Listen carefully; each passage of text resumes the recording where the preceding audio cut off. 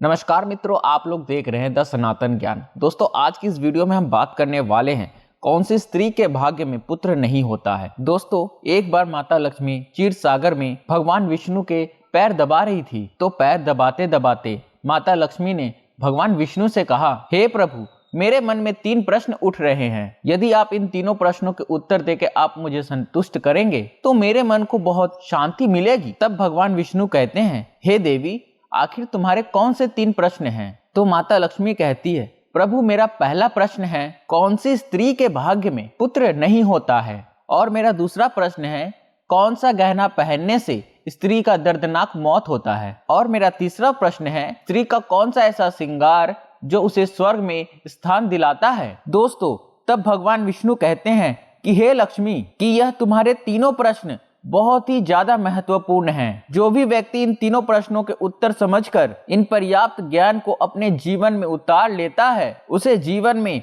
हमेशा सुख की प्राप्ति होती है। दोस्तों, अब भगवान विष्णु कहते हैं कि हे देवी लक्ष्मी, कि अब मैं तुम्हारे तीनों प्रश्नों का उत्तर एक छोटी कहानी के माध्यम से बताऊंगा। इस कहानी के माध्यम से तुम तुम्हारे तीनों प्रश्नों के उत्तर ठीक तरह से समझ पाओगी, परंतु मेरी एक शर्त है, जब तक मैं कहानी सुनाऊं तब तक तुम्हें इस कहानी को ध्यान से सुनना है।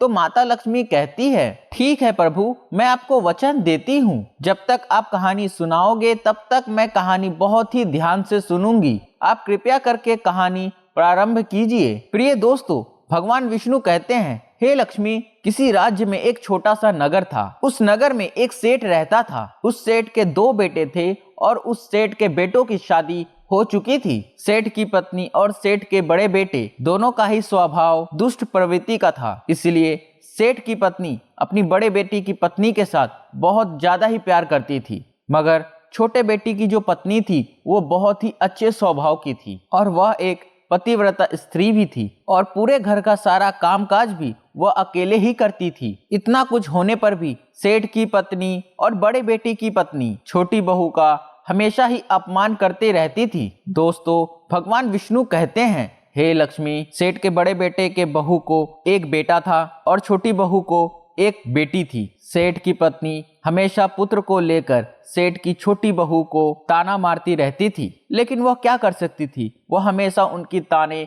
सुनती रहती थी। दोस्तों, तब भगवान विष्णु कहते हैं, हे लक्ष्मी, अब मैं तुम्हें छोटी बहू की कहानी बहुत ही अच्छी तरह से समझाता हूँ। इस कहानी से तुम्हें पहले प्रश्न का उत्तर प्राप्त होगा। तुम्हारा पहला प्रश्न था कि कौन सी स्त्री के भाग्य में पुत्र प्राप्त नहीं होता है। तब भगवान विष्णु कहते हैं, देवी, उस सेठ की जो पत्नी थी वह पहले से ही बड़े ही दुष्ट प्रभाव की थी। उसके कुटिल स्वभाव से सभी घर वाले बहुत ही परेशान थे, परंतु अपने सीधी सादी छोटी बहू को वह कुछ ज्यादा ही परेशान करती रहती थी। उसको सताने में उसको बहुत ही ज्यादा आनंद आता था। सेठ के छोटे बेटे की पत्नी का नाम सुकन्या था। बेचारी सुकन्या सुबह जल्दी उठ करके अपने काम काज में जुट जाती थी। इतना करने पर भी सेठ की पत्नी के निगाहों में सुकन्या हमेशा खटकती रहती थी। एक दिन की बात है, सुकन्या घर में झाड़ू लगा रही थी तो सेठ की पत्नी बोली, क्या तेरे हाथों में जान नहीं है? जल्दी जल्दी हाथ चला, मैं मंदिर जा रही हूँ। मेरे मंदिर से लौटने तक तू खाना बनाकर रखना। मित्रों, भगवान विष्णु कहते हैं, हे लक्ष्मी, बेचारी सुकन्या करती भी तो क्या, बेचारी सास की बातों को सुनती रही। तब घर की सफाई करने के बाद सुकन्या खाना बनाने में लग गई। खाना बनाते समय सुकन्या सोच रही थी कि मैं इतना काम करने के बाद भी एक पल के लिए चैन की सांस नहीं ले पाती हूँ, और मेरी सास हर समय मेरे काम में कोई ना कोई गलती निकालते रहती है। सुकन्या ये सब सोच ही रही थी, जितने में दरवाजा खटखटाने की आवाज आई। तो सुकन्या ने सोचा कि अभी तो भोजन तैयार ही हुआ है, लगता है मेरी सासू माँ आज जल्दी ही लौट आई है। जब सुकन्या ने दरवाजा खोला तो उसने क्या देखा कि बाहर दरवाजे पर एक सन्यासी महात्मा खड़े हैं। दोस्तों, वह साधु महाराज सुकन्या से कहता है कि बेटी, तेरा सुहाग अमर रहे, बाबा को कुछ भोजन करा दे, मुझे बड़ी तेजी से भूख लग रही है। दोस्तों, भगवान विष्णु कहते हैं कि लक्ष्मी सुकन्या सुशील और संस्कारी थी। उसने सोचा कि साधु महाराज को भोजन करा तो दूं, परंतु यदि मेरी सास आ गई तो मेरी खैर नहीं। फिर कुछ देर सोच विचार करने के बाद में उसने सन्यासी को भोजन करने के लिए अंदर आने को कहा, और उसी समय सुकन्या के मन में विचार आया कि सास से डरना कैसा। यदि मेरी सास आ भी जाएगी और मुझसे कुछ कहेगी तो मैं उनसे कह दूंगी कि मैं अपने हिस्से का भोजन इन महात्मा को दे रही हूँ। भगवान विष्णु कहते हैं, हे लक्ष्मी। फिर ऐसा सोचकर सुकन्या ने साधु को अंदर ले गई और अतिथि धर्म का पालन करते हुए उस साधु को भोजन कराने लगी। अभी साधु भोजन कर ही रहा था कि सुकन्या की सास आ गई और साधु को घर के अंदर भोजन करता देख करके उसका गुस्सा 7वें आसमान पर जा चढ़ा और एकदम से साधु महाराज को कहने लगी कि यहाँ कोई भंडारा नहीं चल रहा है, उठ भिखमंगे, यहाँ से बाहर निकल। सुकन्या ने अपनी सास को रोकने की बहुत कोशिश की, परंतु उस दुष्ट स्त्री ने साधु को धक्के मारकर घर से बाहर निकाल दिया और उसका खाना उठाकर फेंक दिया। अब उसका क्रोध सुकन्या पर टूटा और कहने लगी, मैंने तुझसे कहा था कि अन्न का एक दाना भी बर्बाद मत करना, लेकिन तूने यह क्या किया? तूने इस महात्मा को इतना सारा खाना खाने को दे दिया। दोस्तों, भगवान विष्णु कहते हैं, हे लक्ष्मी। सुकन्या डरती हुई बोली, माँ जी, उसे मैंने अपने हिस्से का भोजन दिया था, इसमें इतना भला बुरा कहने की क्या बात है? अतिथि तो भगवान का स्वरूप होता है और अतिथि धर्म का पालन तो हर गृहस्थ को करना चाहिए। भगवान विष्णु कहते हैं, इस प्रकार काफी देर तक सास बहू का तकरार होते रहा। अंत में उस कुटिल सास ने सुकन्या को भी धक्के मारकर घर से निकाल दिया। अब वह बेचारी रोती हुई घर का दरवाजा पीटती रह गई, परंतु उसकी सास पत्थर जैसी बन गई, उसका दिल नहीं पसीजा। अब सुकन्या के पास में एक ही रास्ता बचा था कि अब वह अपनी मायके लौट जाए। मित्रों, भगवान विष्णु कहते हैं कि हे लक्ष्मी। इस प्रकार सुकन्या दुखी होकर अपने मायके चली गई और बीच रास्ते में एक घना जंगल भी पड़ता था। सुकन्या भूख प्यास से तड़पती हुई अपने मायके चली जा रही थी। तभी अचानक जोरों से बादल गरजे और मूसलाधार बारिश होने लगी। भगवान विष्णु कहते हैं, बारिश से बचने के लिए सुकन्या ने एक पेड़ की शरण ली, लेकिन वर्षा का वेग इतना तेज था कि बचना मुश्किल हो गया था। अब उसी पेड़ के जड़ में एक कोटर बना था। सुकन्या यह सोचकर घुस गई कि बारिश रुकने के बाद वह बाहर निकल आएगी और जब तक वर्षा हो रही है वह कोटर के अंदर अपने आप को सुरक्षित रख पाए। मित्रों, भगवान विष्णु कहते हैं, हे लक्ष्मी। जब सुकन्या उस पेड़ के कोटर में घुसी तो उस कोटर के अंदर उसे एक साधु मिले। फिर संत ने कहा, बेटी रोना बंद करो। मुझे मालूम है कि तुम्हारे घर वाले तुम्हारा अनादर इसलिए करते हैं कि वह दुष्ट प्रवृत्ति के हैं और तुम्हें ताना इसलिए मारते हैं कि तुम्हारी जेठानी को पुत्र की प्राप्ति हुई है और तुम्हें अभी तक पुत्र की प्राप्ति नहीं हुई है। इसलिए तुम चिंता मत करो। मैं तुम्हें एक पर्ची देता हूँ। इस पर्ची में जो उपाय लिखा है उसे पूरी निष्ठा से करना और फिर तुम्हें एक गुणवान पुत्र की प्राप्ति होगी। दोस्तों, इस प्रकार वह संत महात्मा उस सुकन्या को पर्ची देकर वहां से अंतर ध्यान हो गए। उस तरफ जब वर्षा बंद हो गई तब सुकन्या को ढूंढते हुए उसका पति वहां पर पहुंच गया और फिर सुकन्या मायके ना जाकर उसी जंगल में एक कुटिया बनाकर रहने लगी। भगवान विष्णु कहते हैं, हे लक्ष्मी। एक दिन की बात है, सुकन्या को पुत्र का ख्याल आया और सोचने लगी कि मेरे पास में भी एक पुत्र होता तो ससुराल में मेरी भी इज्जत होती। वह ऐसा सोच ही रही थी कि उसे संत की दी हुई पर्ची याद आ गई और जब सुकन्या ने पुत्र प्राप्ति के लिए उस पर्ची को पढ़ा तो उसमें लिखा था कि बेटी, पुत्र प्राप्ति के लिए हमें हमेशा स्त्री को रात्र के समय पुरुष के बाईं तरफ सोना चाहिए। ऐसा करने से कुछ समय के बाद में बाईं करवट लेटने से नाक का दाहिना स्वर और दाहिनी तरफ लेटने से नाक का बायां स्वर चालू हो जाता है और जब भी पुत्र प्राप्ति की इच्छा हो तो वह स्थिति में मिलन से पहले यह निश्चित कर लेना चाहिए कि पुरुष का दायां स्वर चलने लगे और स्त्री का बायां स्वर चलने लगे। उसी समय गर्भ धारण किया जाना चाहिए। ऐसा करने से निश्चित ही पुत्र की प्राप्ति होती है और इसके विपरीत नाक के स्वर चलने से पुत्री की प्राप्ति होती है। मित्रों, पर्ची में आगे लिखा था कि मासिक धर्म शुरू होने के प्रथम 4 दिवस में मिलन से पुरुष रोग को प्राप्त होता है। 5वीं रात्रि में मिलन से कन्या की प्राप्ति होती है। 6ठी रात्रि में मिलन से पुत्र होता है। 7वीं रात्रि में मिलन से बंध्या पुत्री होती है।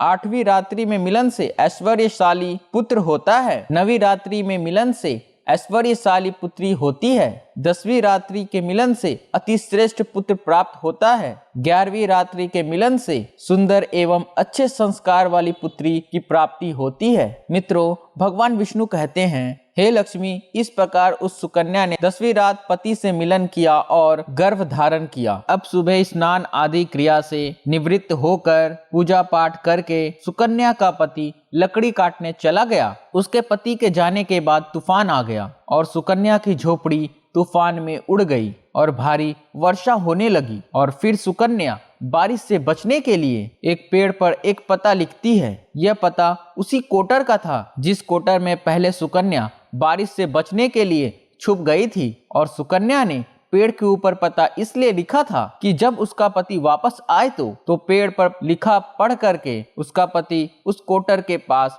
आ जाए। मित्रों, भगवान विष्णु कहते हैं, हे लक्ष्मी, उधर सुकन्या उस कोटर में आकर छुप जाती है। जो कोटर एक पेड़ की जड़ में बना हुआ था, उस पेड़ के पास में 2 राक्षसी का निवास स्थान था। इधर तो वह सुकन्या वर्षा से बचने के लिए उस कोटर में छुपी हुई थी और उधर वह दोनों राक्षसी बारिश से परेशान होकर वह उस पेड़ की तरफ चली आ रही थी। फिर तो पेड़ के नीचे आकर एक राक्षसी कहने लगी, अब तो चला भी नहीं जाता, वरना मन तो कर रहा था कि सोना टापू पर चला जाऊं। तभी दूसरी राक्षसी बोली कि इसमें क्या बड़ी बात है, यह पेड़ हमें अभी उड़ाकर वहीं पहुंचा देगा जहां पर सोने का टापू है। दोस्तों, ऐसा कहकर वह दोनों राक्षसी पेड़ की शाख पर बैठ गई और पेड़ एकदम से उड़ने लगा। उधर थकी हारी सुकन्या पेड़ के कोटर में छुपी हुई थी। कोटर में घुसते ही सुकन्या को नींद आ गई थी, लेकिन पेड़ के उड़ने से लगने वाले झटकों से सुकन्या की नींद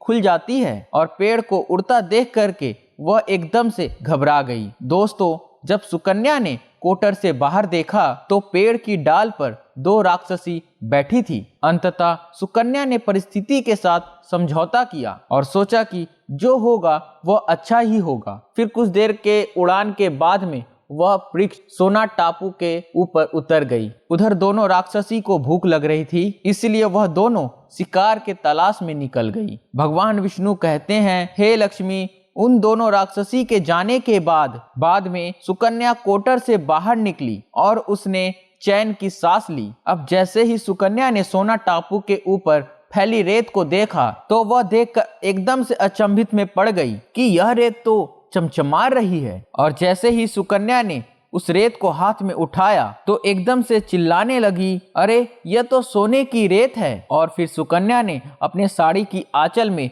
वह जितनी रेत बांध सकती थी उतनी बांध ली और पुनः आकर के उसी कोटर में छिप गई। मित्रों, भगवान विष्णु कहते हैं, इधर तो सुकन्या को उस कोटर में वापस जाना हुआ। उधर दोनों राक्षसी पेड़ पर वापस आ गई और वह आपस में कहने लगी, आज तो भरपेट खाना खा करके पूरी तृप्ति हो गई, अब चलो वापस लौट चलते हैं हम जहां से आए थे। और इस प्रकार थोड़ी देर में वह पेड़ उड़ करके उसी स्थान पर पहुंच गया जहां से वह पेड़ उड़ करके गया था। भगवान विष्णु कहते हैं, लक्ष्मी, वह सुकन्या तब तक उसी कोटर में छुपी रही जब तक किसी कार्यवश उस राक्षसी वह पेड़ से चली नहीं गई। और जैसे ही वह दोनों उस पेड़ से चली गई तब वैसे ही सुकन्या उस कोटर से सोने की रेत लेकर बाहर आ गई और मन में सोचने लगी कि इतना सारा सोना देख करके मेरी सासू माँ खुश हो जाएगी और अब मैं अपने ससुराल वापस जाऊंगी और मैं अपने सासू माँ को इतना सारा सोना दूंगी, फिर वह मुझसे कभी भी नफरत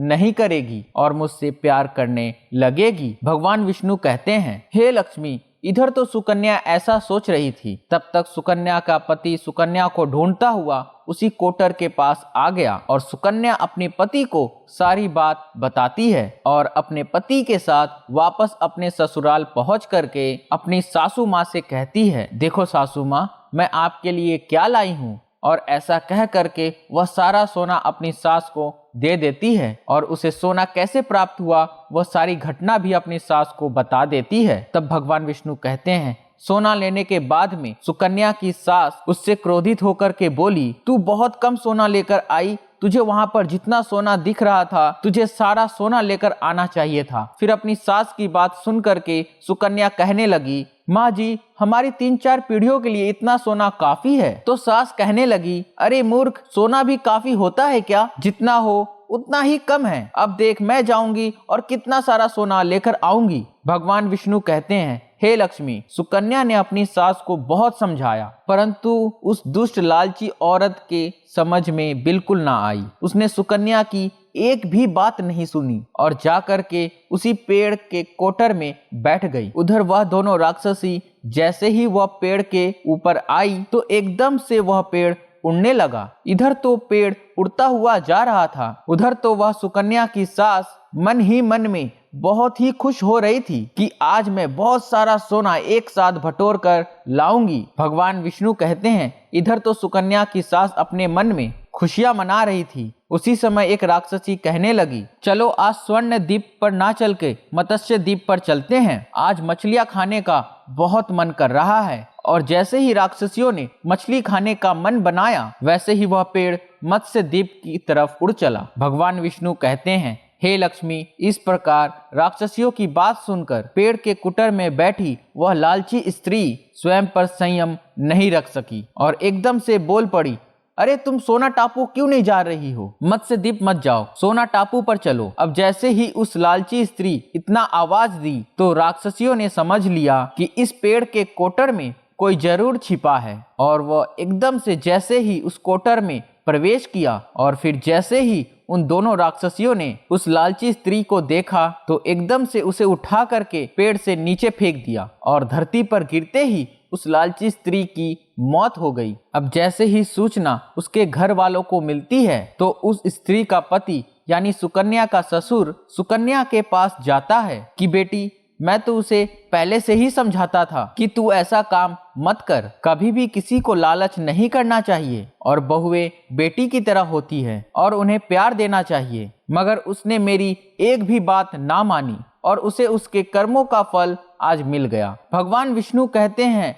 हे लक्ष्मी, उधर सुकन्या अपने पति के साथ में सुखपूर्वक जीवन यापन करने लगी। फिर कुछ समय गुजरने के बाद में सुकन्या को एक गुणवान पुत्र की प्राप्ति हुई और पुत्र की प्राप्ति के बाद सुकन्या को खुशी का ठिकाना नहीं रहा और वह भगवान का शुक्रिया अदा करने लगी। उधर सेठ के बड़े बेटे का बहू जो सुकन्या को लेकर हमेशा ताने मारती रहती थी, जब सुकन्या को पुत्र की प्राप्ति हो गई और उसे धन भी प्राप्ति हो गया, उधर सेठ के बड़े बेटे और बहू के दिन गरीबी में गुजरने लगे। तो सेठ के बड़े बहू सुकन्या के पास आकर हाथ जोड़ करके अपनी गलती का माफी मांगने लगती है। सुकन्या एक बहुत ही दयावान स्त्री थी और बहुत ही मधुर संबंध वाली स्त्री थी, इसलिए वह अपनी जेठानी को माफ कर देती है और वह जो भी सोना लेकर आई थी उसमें से कुछ सोना वह अपनी जेठानी को भी दे देती है। इस प्रकार वह पूरा परिवार अच्छे से जीवन यापन करने लगता है। भगवान विष्णु कहते हैं,